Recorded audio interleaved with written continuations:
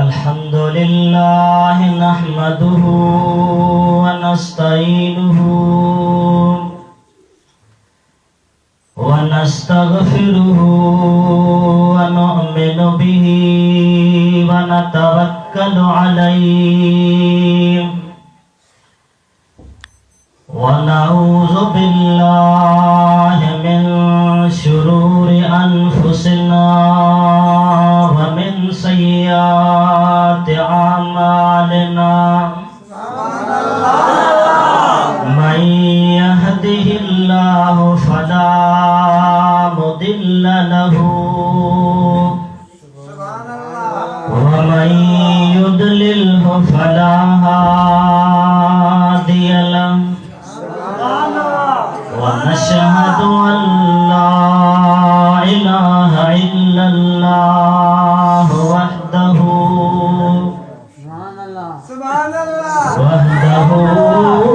ला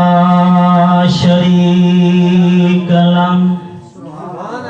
व नशहदु अन्न सय्यदना व मौलाना व मलजाना व हबीबना व हबीब रब्बिना व कुर्रतना व कुर्रत उयूनिना व वसीलतना फिद्दारैन इलल्लाह मुहम्मदन अब्दुहु व रसूलुहु अम्मा बअदु फ़क़द क़ाल अल्लाहु तबारक व तआला फ़ी कलामिहिल क़दीम अऊज़ु बिल्लाहि मिनश शैतानिर रजीम बिस्मिल्लाहिर रहमानिर रहीम अला इन्ना औलिया अल्लाहि ला खौफुन अलैहिम वला हुम यहज़नून अल्लज़ीना आमनू व कानू यत्तकून सदक़ल्लाहु मौलानल अलियुल अज़ीम व बल्लगना रसूलुहुन नबियुल करीम व नहनु अला ज़ालिका लमिनश शाहिदीन वश्शाकिरीन वल्हम्दुलिल्लाहि रब्बिल आलमीन। अर्श हक है मसनदे अरफात रसूलुल्लाह की, देखनी है हश्र में इज्जत रसूलुल्लाह की। ला वरब्बिल अर्श जिसको जो मिला उनसे मिला, घटती है कौनैन में निअमत रसूलुल्लाह की। गौस आज़म दरमियाने औलिया, मोहम्मद दरमियाने अंबिया। मोहम्मदे मुअन्नजी सुतिया संझी, ओ जागा अखन खे जातुई न दे। हाणे हथा तो पे थी कचो के चन खे चवी मुझा मेहरबान दोस्तों भाइरों अवांखे मालूम आहे त ही जेका महफिल शरीफ मल्हाई थी वञे इहा महफिल यारी शरीफ जे निस्बत सां असाई तव्हां मल्हाए रहिया आहियूं। ही महफिल मुझे महबूब मिठे मोहम्मद करीम सल्लल्लाहु अलैहि वसल्लम जे प्यारे बचड़े सरकार गौसल आजम जीलानी महबूब सुबहानी कुतुब रब्बानी शहबाज़े लामकानी रज़ी अल्लाह ताला अन्हु जे शान में बयान कई वई आहे। मुझे महबूब करीम सल्लल्लाहु अलैहि वसल्लम जो इरशाद आलीशान आहे। पाण फरमाइन था तंज़िलुर रहमतु इंद ज़िक्रिस सालिहीन जिते सालिहन जो जिक्र हलंदो आ नेकोकारन जो जिक्र हलंदो आ उते अल्लाह ताला जी रहमत वड फुड़े बरसात वांगुर वसंदी आ।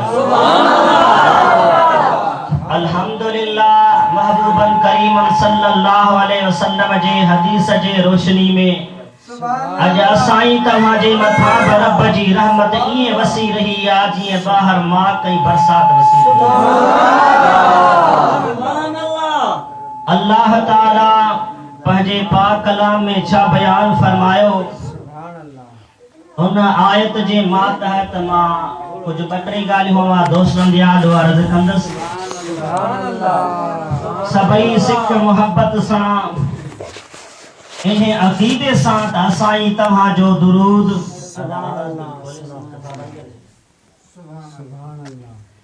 असाई तव्हां जो दुरूद मुझा महबूब मदीने वाला साईं पंहिंजे पाक गुंबद खजरा जे छाव में आरामी थी करे ॿुधी बि रहिया आहिनि उन जो जवाब बि ॾेई रहिया आहिनि। ही फ़क़त असांजे ज़ुबान जी ॻाल्हि नाहे पर मशहूर मुहद्दिस अल्लामा मोहम्मद सुलेमान जुज़ूली रहमतुल्लाह अलैहि जे दुरूद पाक जे बरकतुन में हिकिड़ो किताब लिखियो आ दलाइलुल खैरात उन में उन हदीस नकल कई आ तो मुझा महबूब मदीने वाला साईं सल्लल्लाहु अलैहि वसल्लम जन इरशाद फरमाइन था इन्नी अस्माउ सलात अहले मोहब्बती व आरिफुहुम। मदीने वाला साईं फरमाइन था मुझो उम्मती जॾहिं दिल जे इश्क सां हुजूर सां मोहब्बत सां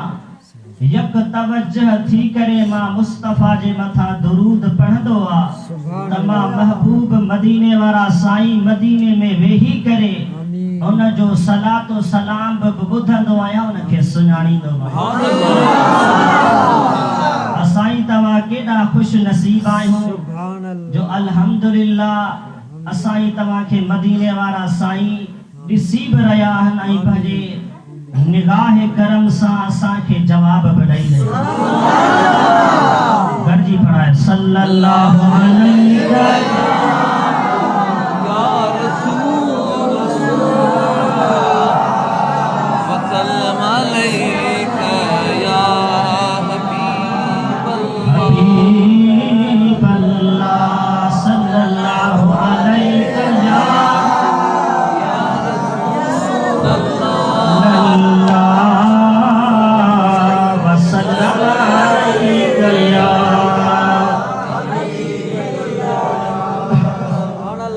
अल्लाह अज़्ज़ा व जल पंहिंजे पाक कलाम में छा बयान फरमायो।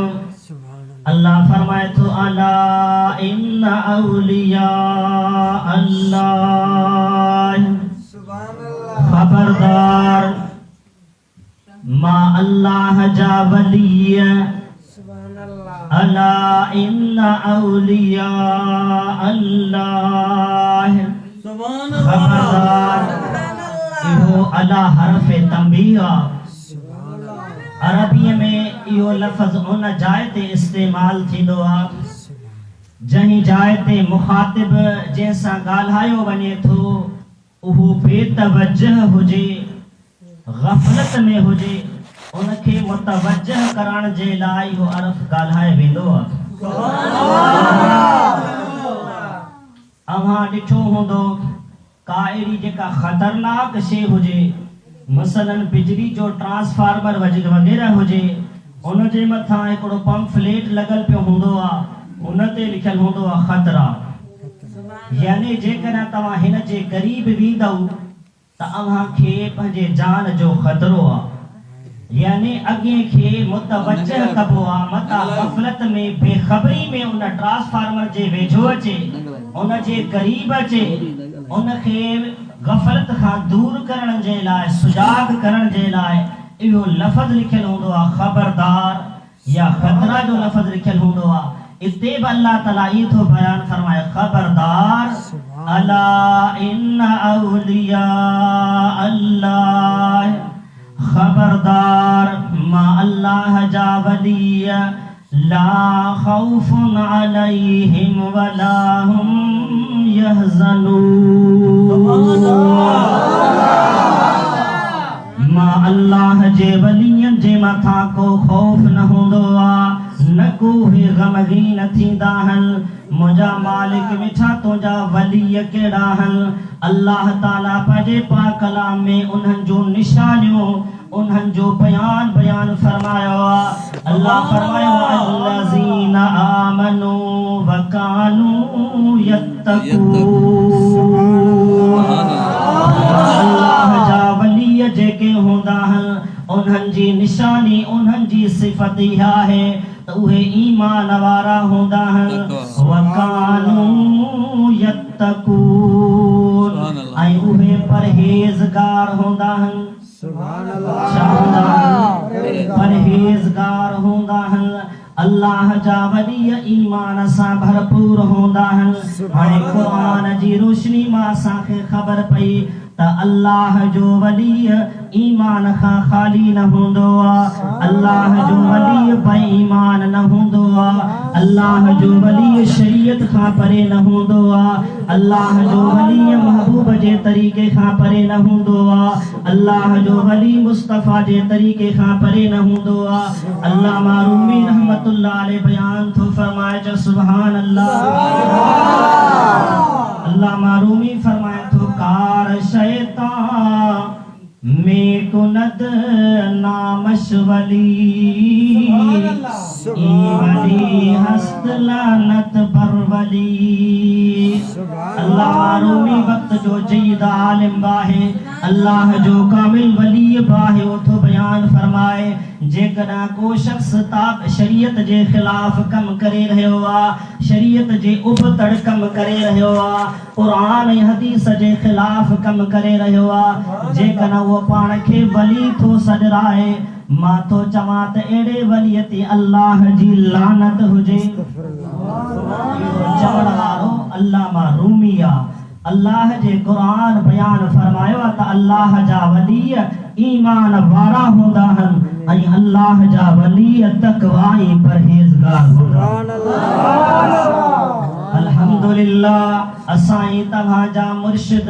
पीरनि जा पीर सय्यदना व मुर्शिदना अब्दुल कादिर जीलानी रज़ी अल्लाह ताला अन्हु जा बाबा सान हो जा बाबा साईं सय्यदना हज़रत मूसा जंगी दोस्त रहमतुल्लाह ताला अलैह एतरात परहेज़गार हुया,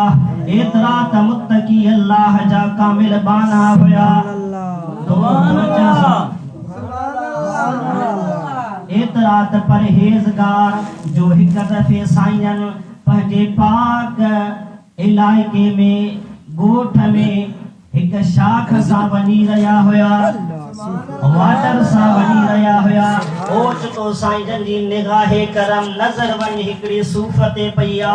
पाण वो सूफ खणी करे वापरण लगा, खाइण लगा। पर अच्छा होया जो अल्लाह जा कामिल बाला होया, अल्लाह जा कामिल वली होया। सरकार गौसल आजम जीलानी जा बाबा साईं होया जेड़ो संदन बच्चो आ तोड़ो संदन बाबा साईं आ शायद अल्लाह जो कलाम बयान फरमाए रहे हो त अल्लाह जा जेके वली होंदा हन उहे परहेजगार होंदा हन उनन जे दिलन में अल्लाह जो खौफ होंदो आ उनन के ज़ाहिर ब अल्लाह जो खौफ होंदो आ त बातिन में ब अल्लाह जो खौफ सुभान अल्लाह हण जदा सूफ वापरायो खाधऊं दिल में अचे इत्मीनान न वेठो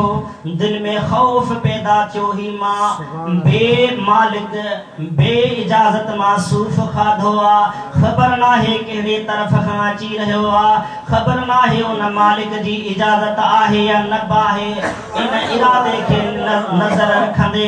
मद्दे नजर रखंदे पाण उल्टे कदम हलिया हन पोए पैर हलिया हन जाडा सूफ अची रहियो आ लुणंदो पियो अचे उन शाख या वाटर में सूफ लुणंदो पियो अचे त उन जे तरफ हलंदा हलंदा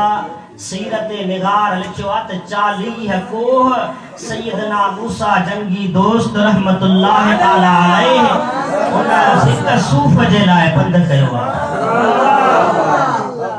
घणा कोह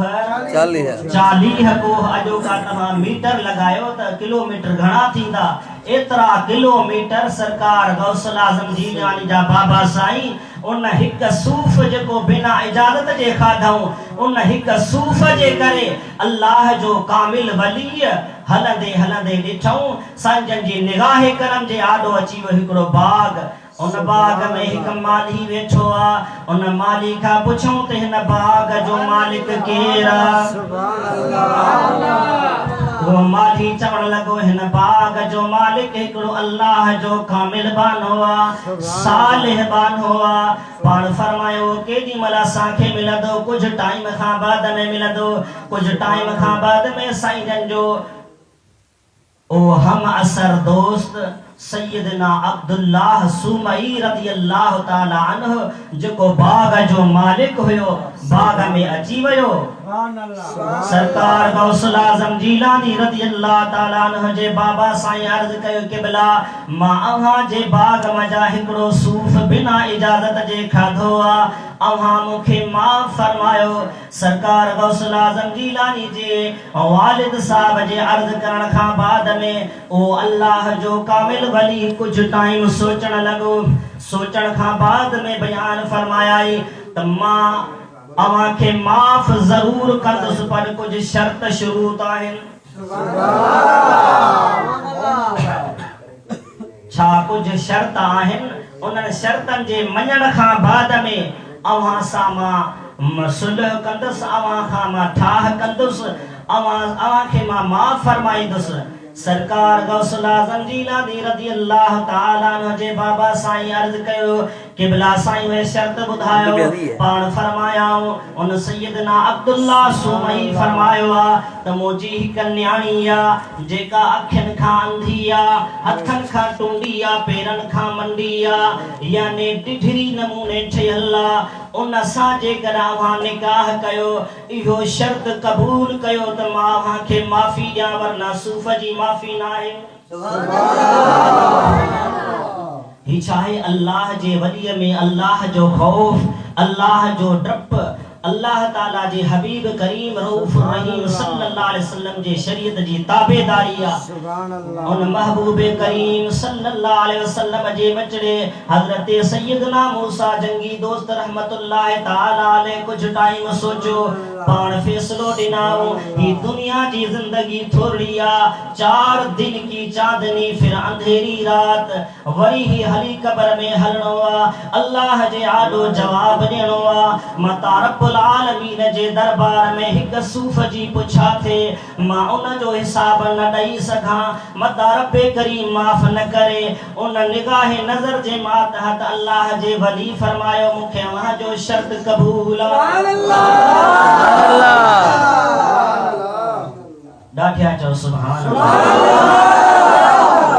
दुरूद शरीफ बुलंदा पा सल्लल्लाहु अलैहि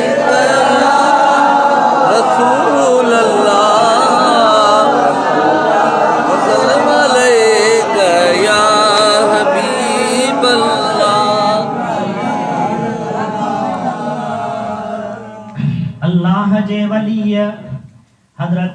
सैयदना मूसा जंगी दोस्त रहमतुल्लाह अलैहि शर्त मंजूर फरमायो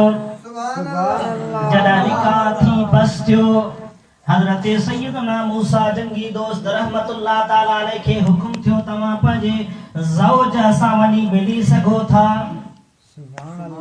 त उन कमरे में आया जिन कमरे में सैयदना अब्दुल्ला सुमई जी न्याणी सरकार गौसुल आज़म जीलानी जी अमड़ हुई उन कमरे में जे आया त उन कमरे में अहिड़ी त खुशबू हुजे उन कमरे में अहिड़ी त रोशनी हुजे जहाँ चोॾीअ जो चंड हज़रत सैयदना मूसा जंगी दोस्त रहमतुल्लाह ताला अलैहि साईं जा बाबा साईं ॾिसी करे परेशान थिया शायद मां गलत जाइ ते अची वियो आहियां जेको सैयदना अब्दुल्ला सुमई बयान फरमायो हो त उहा न्याणी आ जेका पेरन खां मंडी आ हथन खां टुंडी आ अखिन खां ज़ाहिरी अखिन खां अंधी आ ही त सभनी उज़वन में सलामत आ अल्लाह जो वली अल्लाह जे खौफ में भरपूर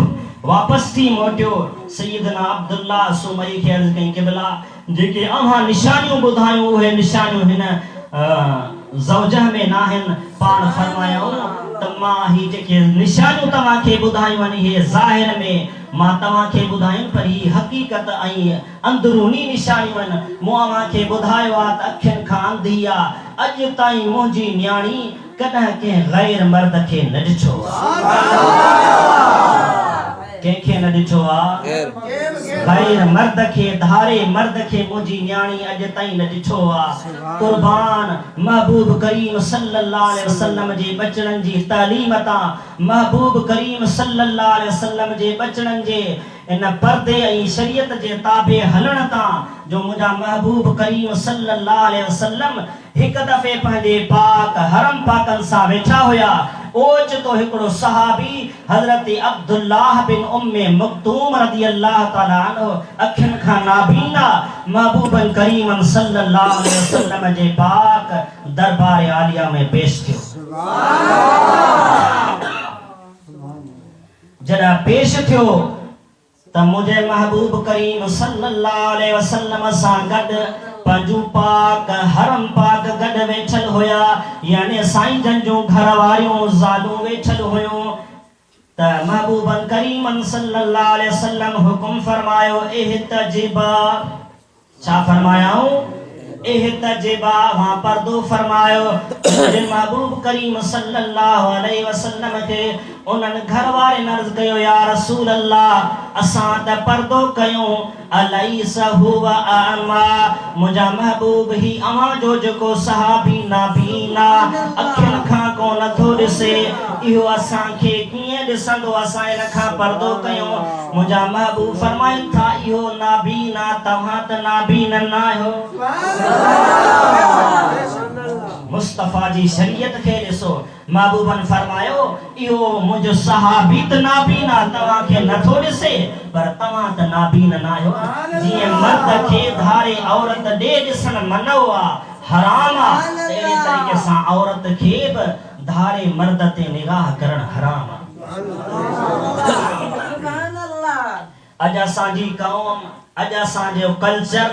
तबाह थी वियो आहे इहो सबब ई हुआ त मुंहिंजे महबूब करीम सल्लल्लाहु अलैहि वसल्लम जी शरीयत खां असां परे आहियूं मुस्तफा करीम सल्लल्लाहु अलैहि वसल्लम जे नक्शे कदम खां असां परे आहियूं जॾहिं असां में बेपर्दगी फैलिजी वई आहे जॾहिं असांजी तव्हां में शरीयत जे ख़िलाफ़ ॻाल्हियूं अची वियूं आहिनि पोइ असांजी तव्हांजी न दुआ क़बूल आहे न इबादत क़बूल आहे न सदको ख़ैर ख़ैरात क़बूल आहे फ़क़ति सबब ई हुआ जो मुस्तफा जे तरीक़े खां असां परे आहियूं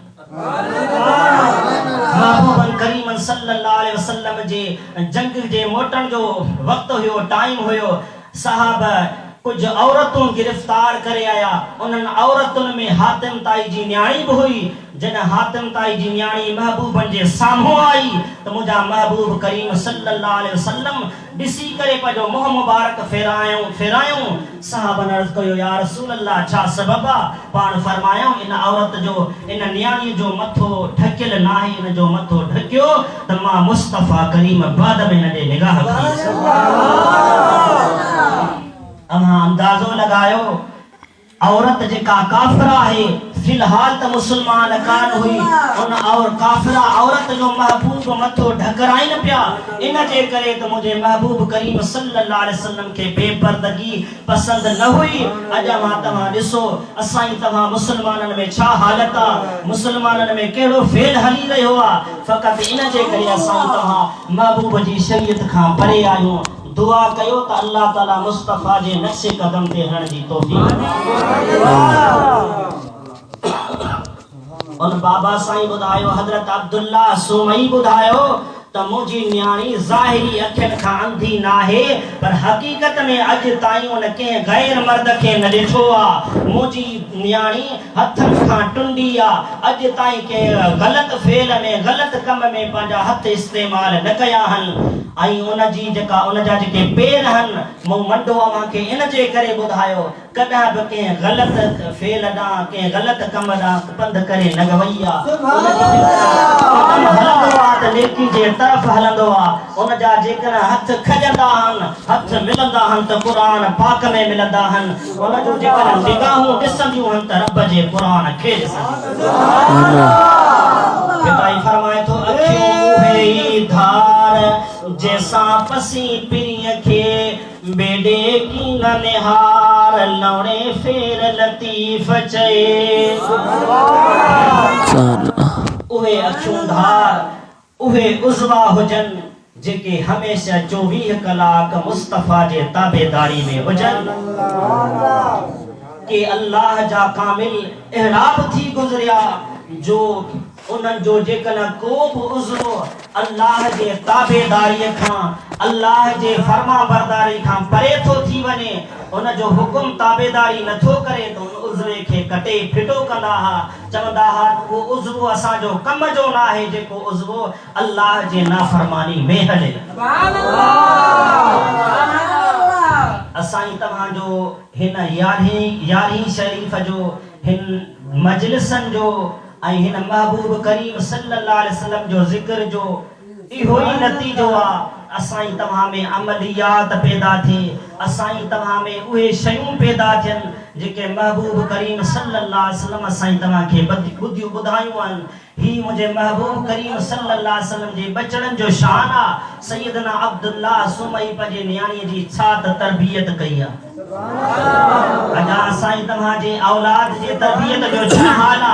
असां उथंदे ही उन नंढड़े ॿार जे हथ में टीवीअ जो रिमोट कंट्रोल ॾींदासीं, उन जे हथ में मोबाइल ॾींदासीं, मेमोरी खोले हलाए ॾींदासीं तो वो गाना ॿुधे या वो गलत डिश जा चैनल ॾिसे। पर मुझे महबूब करीम सल्लल्लाहु अलैहि वसल्लम इरशाद फरमायो जेकर मुझो उम्मती को भी उम्मती पंहिंजे नंढड़े ॿार खे हिकड़ी सुन्नत सेखारींदो आ उन हिकड़ी सुन्नत जे एवज़ अल्लाह ताला उनखे 100 शहीदन जो अॼु हो वचन कयो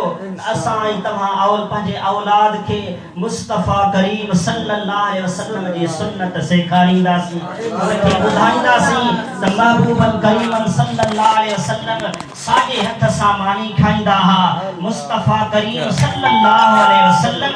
मानी खाइण खां पहिरियां हथ धोंदा हा। मुंहिंजा महबूब करीम सल्लल्लाहु अलैहि वसल्लम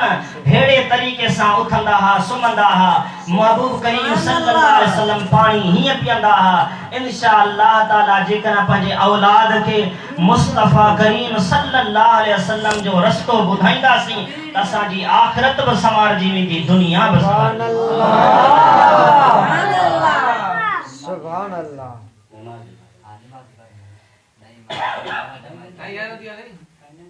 हाज़िर बाबा सुभान अल्लाह। जेकर को प्रोग्राम दुनियावी प्रोग्राम हुजे हा या को गायनो फनकार हुजे हा तो ते रात पूरी गुजरी वने हा तव्हां जूं अखियूं पटियल हुजन हा। ही रब जे कलाम जी महफिल हली रही आहे। इते तव्हां खे 11 बि याद था अचन, 12 बि याद था अचन। मुंहिंजा साईं हे जेका घड़ी आ ही पल जी घड़ी आहे, ॾिसण में घड़ी आ पर ही क़यामत में कब्र क़यामत में हशर में तोखे सदाई कम दी। मुझे महबूब करीम सल्लल्लाहु अलैहि वसल्लम जे बचड़े सैयदना अब्दुल्ला सुमई रज़ियल्लाहु ताला अन्हु सुभान अल्लाह। ये बयान फरमाया त मुजी न्याणी ज़ाहिरी उज़वन खां मज़ूर ना है, बल्कि मुजी न्याणी हकीकत में ज़ाहिर में त सही सलामत आ, पर हकीकत में इन्हन गलत फेलन खां परे आ। अमा ॿुधायो त जंहिंजी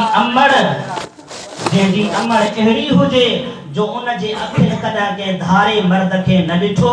उन जे अखियुनि कॾहिं कंहिं ग़लत कम खे न ॾिठो, उन जे अखियुनि जी नज़र पई त अल्लाह जे क़ुरान ते पई, उन जे हथनि में आयो त अल्लाह जो क़ुरान आयो, त उन जे पेट मुबारक मां बि सैयदना अब्दुल कादिर जीलानी जहिड़ो बच्चो जंहिंजो बाबो साईं सैयदना मूसा जंगी दोस्त रहमतुल्लाह ताला अहिड़ो अल्लाह जो कामिल जो हिक सूफ़ जे लाइ 40 को पंध करे, अहिड़ो अल्लाह जो कामिल वली त उन जे पाक शकम अतहर मां बि अल्लाह जो कामिल वली पैदा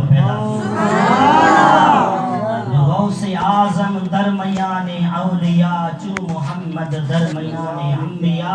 अल्लाह जा कामिल बयान फरमाइना अंत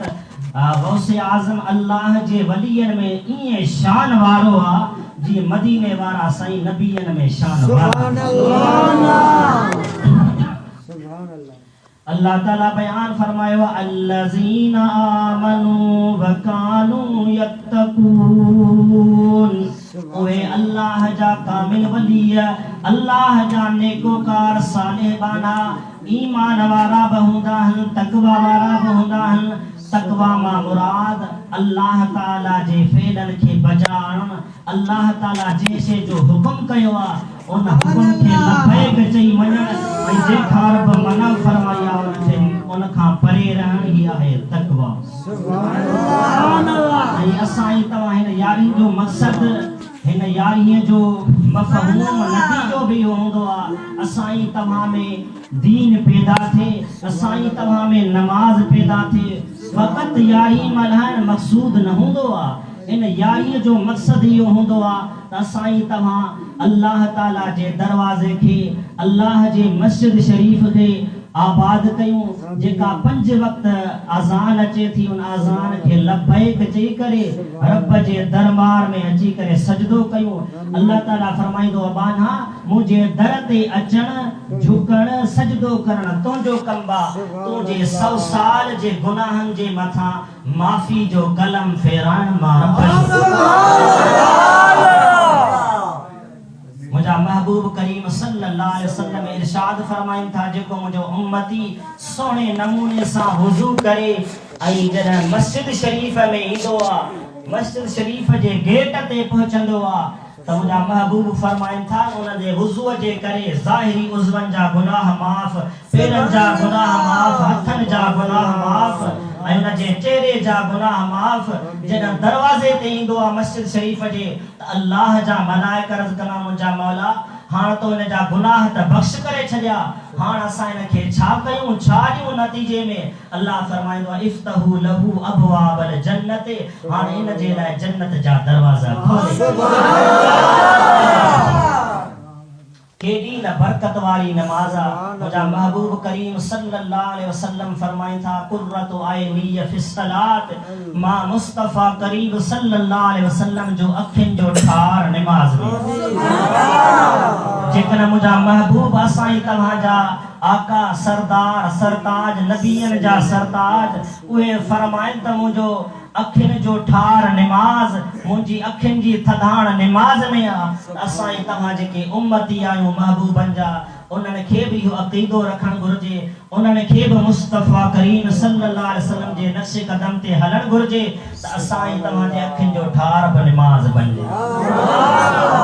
अॼु इंशाअल्लाह ताला इहो असां वचन कंदासीं, इहो वाइदो रब जी दरबार में वेही कंदासीं। अॼु असां तव्हां खे फ़क़त अल्लाह जो कामिल वली सरकार गौसल आज़म जीलानी पंहिंजे निगाह करम सां ॾिसी रहिया आहिनि, पर अॼु मदीने वारो साईं बि तव्हां खे पंहिंजे गुंबद खज़रा मां ॾिसी रहियो आहे। अॼु महबूब बि शाहिदात मुंहिंजा उम्मती मस्जिद शरीफ में वेही करे इहो वाइदो था कनि त असां 5 वक्त नमाज पढ़ंदासीं, अल्लाह जे दरवाज़े ते झुकंदासीं। इंशाअल्लाह ताला असांजे रब जे दरवाजे ते ईंदासीं असांजा दुनिया जा कम आसान दुनिया जूं परेशानियूं ख़त्म दुनिया जा फिक्रात ख़त्म रब जना दुनिया जा फिक्रात ख़त्म कया इंशाअल्लाह आखिरत जा फिक्र इंशाअल्लाह